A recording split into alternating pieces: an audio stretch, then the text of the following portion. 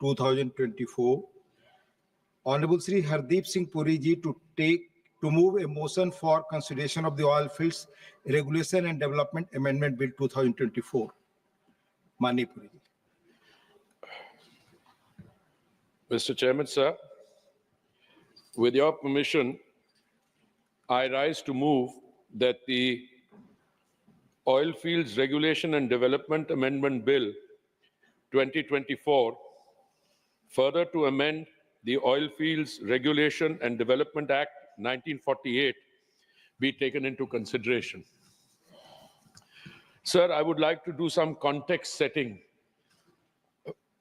for the proposed amendment bill, which is being placed for all. Sir, developments वह व्यक्तिशः रूप से सभा पटल पर रख सकते हैं। माननीय विदेश मंत्री जी।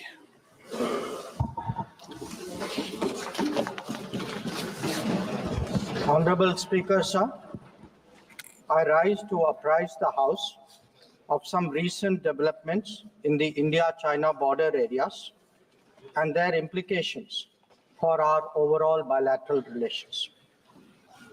The House is aware that our ties have been abnormal since 2020, when peace and tranquility in the border areas were disturbed as a result of Chinese actions.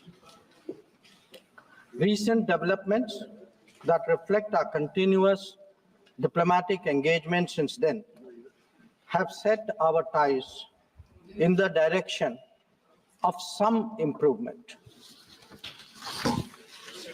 The House is cognizant of the fact that China is an illegal occupation of 38,000 square kilometers of Indian territory in Aksai Chin as a result of the 1962 conflicts and the event that preceded it.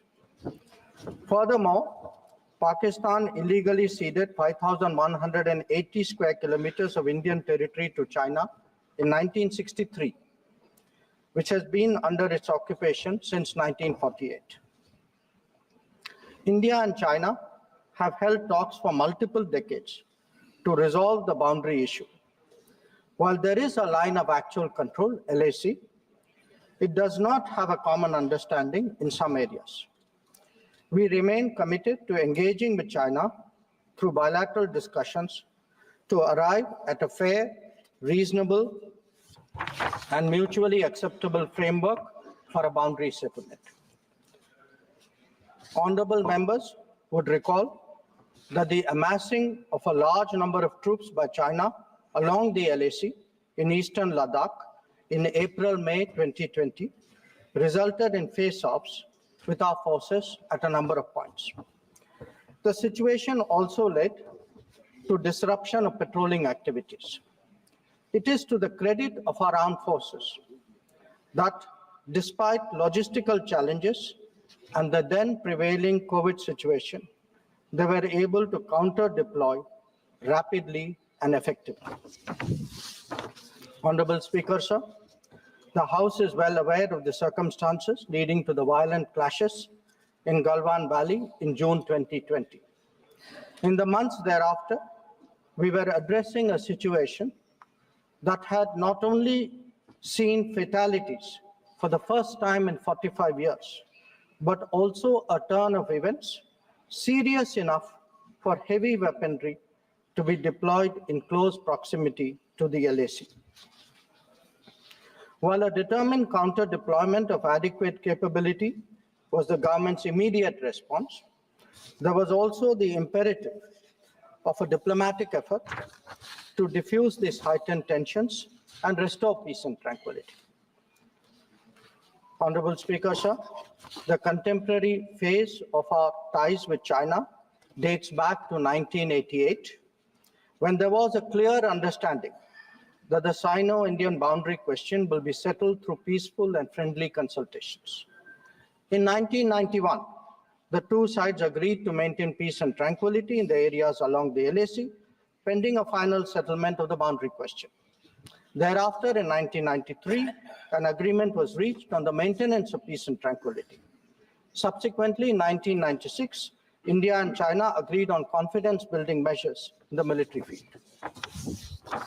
In 2003, we finalized a declaration of principles of our relations and comprehensive cooperation, which included the appointment of special representatives. In 2005, a protocol was formulated on modalities for the implementation of confidence-building measures along the LAC. At the same time, the political parameters and guiding principles for the settlement of the boundary question was agreed to. In 2012, a working mechanism for consultation and coordination, WMCC, was established, and a year later, we reached an understanding on border defense cooperation as well. Speaker, sir, the purpose of my recalling these agreements is to underline the elaborate nature of our shared efforts to ensure peace and tranquility, and to emphasize the seriousness of what its unprecedented disruption in 2020 implied for our overall relationship. The situation arising after our counter deployment in 2020 called for multiple sets of responses. The immediate priority was to ensure disengagement from friction points so that there would be no further untoward incidents or clashes. This, sir, has been fully achieved, as I will explain. The next priority will be to consider de-escalation that would address the massing of troops along the LAC with associated accompaniments. It is also evident that the management of border areas will require further attention in the light of our recent experiences. In all of this, we were and we remain very clear that the three key principles must be observed in all circumstances. One, both sides should strictly respect and observe the LAC. Two, neither side should attempt to unilaterally alter the status quo. And three, agreements and understandings reached in the past must be fully abided by in their entirety. Honorable members would appreciate that as a result of the sustained tension and specific developments in the border areas, our overall relationship with China was bound to be impacted adversely. In the new circumstances, it was obviously not possible to continue the normal exchanges, interactions, and activities as in the past. In this regard, we made clear that the development of our ties were contingent on the principles of mutual sensitivity, mutual respect, and mutual interest. Throughout this period, honorable members would also be aware that government has maintained that India-China relations cannot be normal in the absence of peace and tranquility in the border areas. The combination of a firm and principled stance on the situation in the border areas, as well as a clearly articulated approach to the totality of our ties, have been the foundation of our engagement with China for the last 4 years. We have been very clear that the restoration of peace and tranquility would be the basis for the rest of the relationship to move forward. Since 2020, our engagement was therefore focused on these objectives. This took place at various levels involving different arms of the government. I myself have had meetings with my Chinese counterpart, as indeed has my senior colleague, Raksha Mantriji. Our NSA has also engaged his Chinese counterpart, both being special representatives on the boundary question. More detailed discussions were conducted by the Working Mechanism for Cooperation and Coordination, WMCC, at the diplomatic level. Its military counterpart was the Senior Highest Military Commanders Meeting, SHMC mechanism. The interactions were naturally very tightly coordinated with a combined presence in the negotiations of both diplomatic and military officials. Since June 2020, 17 meetings of the WMCC and 21 rounds of SHMC have taken place. So, in this background, I would like, sir, to inform the House today about the agreement reached on 21 October 2024 regarding Tepsang and Demchok. The twin considerations of an unstable local situation and an impacted bilateral relationship were clearly the drivers for these recent endeavors. These two areas have been the focus of our discussions in both WMCC and SHMC with the Chinese side since September 2022, when the last disengagement agreement was concluded at Hot Springs area. In the lead up to the October 21 agreement, I had discussed both the specific disengagement issue as well as the larger relationship with my Chinese counterpart in Astana on 4 July and Vientiane on 25 July. Our national security advisors, ours and the Chinese, met in St. Petersburg on 12 September. And the problem in these two areas pertain primarily to obstructions of our long-standing patrolling activity. In Demchok, there was also the question of access by our nomadic population to traditional grazing grounds, as well to sites of significance to the local people. As a result of this recent understanding, arrived at, after intensive negotiations, resumption of patrolling to the traditional areas is underway. It was initially tested by sending out patrols for verification of disengagement on the ground and is being followed up by regular activities as per the agreed understanding. Following the October 21 understanding, Prime Minister and President Xi Jinping had a meeting on the sidelines of the BRICS summit in Kazan on October 23. They welcomed the understanding and directed the foreign ministers to meet and stabilize and rebuild the relationship. The special representatives are also to oversee the management of peace and tranquility, besides exploring a fair, reasonable, and mutually acceptable solution to the boundary question. In pursuance of that, I recently held discussions with Foreign Minister Wang Yi again on the sidelines of the G20 summit in Rio de Janeiro on November 18th. Raksha Mantriji has also met the Chinese Defense Minister Dong Jun at the ASEAN Defense Minister ADMM Plus meeting in Vientiane on November 20. The two ministers discussed progress on the recent agreement on disengagement, the need to address de-escalation, and the requirement of strengthening confidence-building measures. They agreed on the importance of continuing meetings and consultations at various levels. So, the House will remember that on October 21, the House will remember that the October 21 agreement is the latest in the series of an understanding in regard to the resolution of the situation at various friction points in eastern Ladakh.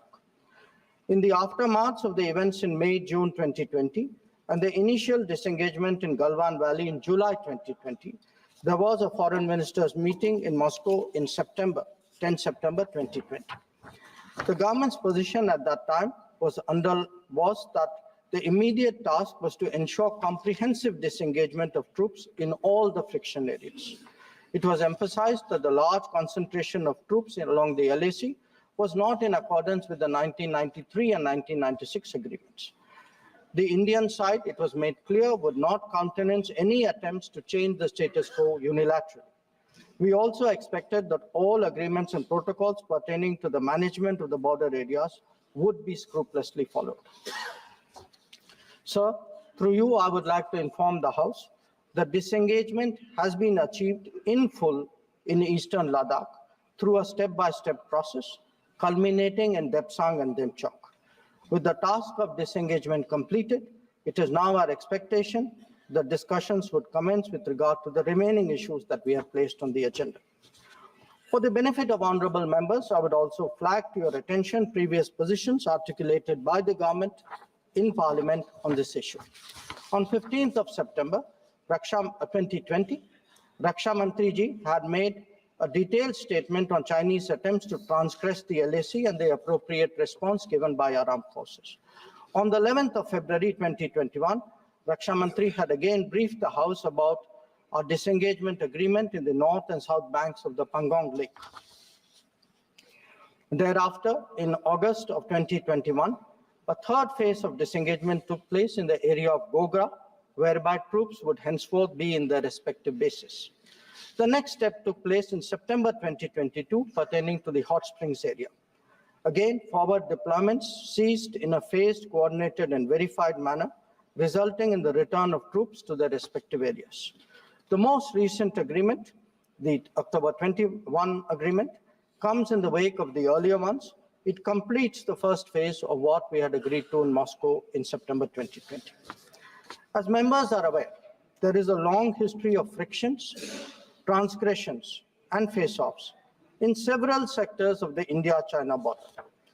This goes back to Barahoti from 1954, to Longju in 1959, to Sumdurongchu from 1986-1995, and Depsang in 2013, amongst others.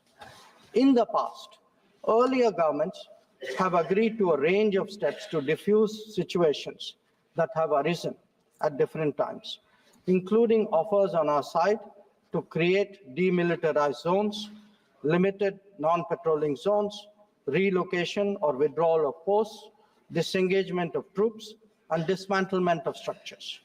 Different locations have seen different solutions being examined. Where the October 21 understanding is concerned, our objective has been to ensure patrolling as in the past to the relevant patrolling points, as well as resumption of grazing by our civilians as per long-standing practice. This is indeed what we have agreed upon in regard to Depsang and Demchok. In a few other places where friction occurred in 2020, steps of a temporary and limited nature were worked out based on local conditions to obviate the possibility of more further friction. This, I must stress, applies to both sides and can be revisited as the situation demands. In that sense, our stance has been resolute and firm and serves our national interests fully. The ensuring of our national security in this manner is the result of cumulative and coordinated endeavors of many parts of the government, obviously centered around our defense and security forces. The competence and professionalism of our services in this period was displayed in our speedy and effective counter-deployment. In the negotiations with China, the defense and diplomatic arms worked in lockstep to ensure that our national interests were comprehensively met. So, in that context, the House would also recognize that there has been a significant improvement in the border infrastructure, which has made such effective counter-deployment possible. This is reflected, amongst others, in the increase of border infrastructure allocations in the last decade. The Border Roads Organization, BRO, alone has incurred 3 times the expenditure level of what it was a decade ago. Whether it is the length of the road networks, of the bridges, or the number of tunnels, there has been a substantial increase over the earlier period. Notable milestones in recent years include the Atal Tunnel to Lahul Spiti, the Sela and the Nechifu tunnels to Tawang, the Umlingla Pass Road in southern Ladakh, and the extended opening of the Zojila axis. The work is progressing on some strategically important roads and airfields in Ladakh. The adoption of new technologies in high altitude, remote, inaccessible, and permafrost areas has also been significant. All of this reflects the government's firm commitment to protecting our borders and ensuring that our armed forces get the facilities and the logistical support that they deserve. Finally, sir, let me share with honorable members our expectation regarding the direction of our ties with China in the near future. Our relationship had progressed in many domains, but was obviously negatively affected by recent events. We are clear that the maintenance of peace and tranquility in border areas is a prerequisite for the development of our ties. In the coming days, we will be discussing both de-escalation as well as effective management of our activities in the border areas. The conclusion of the disengagement phase now allows us to consider other aspects of our bilateral engagement in a calibrated manner, keeping our national security interests first and foremost. In my recent meeting with Foreign Minister Wang Yi, we reached an understanding that the special representatives and the foreign secretary level mechanisms will be convening soon. I thank you, sir, and the honorable members for their attention, and I'm confident that the government has the full support in addressing the complexities of this important issue.